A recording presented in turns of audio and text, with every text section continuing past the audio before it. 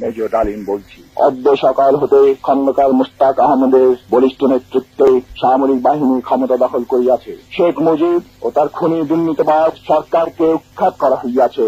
এখন হতে সারা দেশে সামরিক আইন জারি করা হলো। 1975 সালের 15 আগস্ট সেনা সদস্যদের হাতে নিহত হন তৎকালীন প্রধানমন্ত্রী শেখ মুজিবুর রহমান। সেদিন সেনাবাহিনীর ওই অভিযানে অংশ নিয়েছিলেন সেনা কর্মকর্তা মেজর শরীফুল হক ডালিম। স্বতঃস্ফূর্তভাবে ইলিয়াস, ঘোষণাটা অবশ্য আমি দিয়েছিলাম, স্বতঃস্ফূর্তভাবে মুজিবের সেই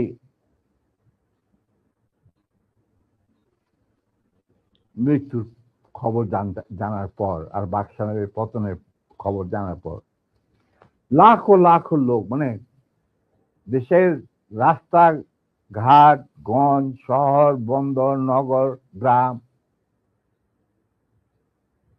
সবাই আনন্দ মিছিল বের করলো।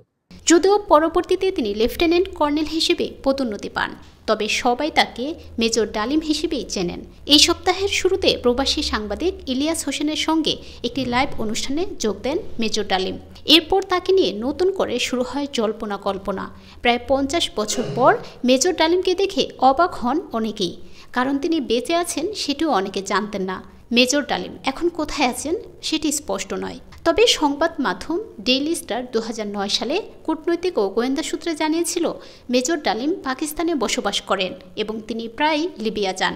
বিশেষ করে দেশটির রাজধানী বেনগাজিতে যাতায়াত আছে তার। সূত্রটি আরও জানায়, বিএনপি নেতৃত্বাধীন সাবেক 4 দলীয় জোট সরকারের আমলে মেজর ডালিম একবার বাংলাদেশে এসেছিলেন। 1996 সালে তৎকালীন আওয়ামী লীগ সরকার একটি টাস্ক ফোর্স গঠন করে, যেটির কাজ ছিল 15 আগস্টের ঘটনার সঙ্গে যারা জড়িত ছিলেন এবং বিদেশে চলে গেছেন তাদের দেশে ফিরিয়ে আনতে সংশ্লিষ্ট দেশের সঙ্গে চুক্তি করা। 1998 সাল পর্যন্ত টাস্কফোর্সের প্রধানের দায়িত্বে ছিলেন সাবেক রাষ্ট্রদূত ওয়ালিউর রহমান। সাবেক এই রাষ্ট্রদূত ডেইলি স্টারকে ওই সময় বলেন, মেজর ডালিমের কেনিয়ার রাজধানী নাইরোবি সহ আফ্রিকার কয়েকটি দেশে ব্যবসা আছে। এছাড়াও মেজর ডালিম কেনিয়ার পাসপোর্ট সংগ্রহ করতেও সমর্থন হয়েছেন বলে দাবি করেন তিনি।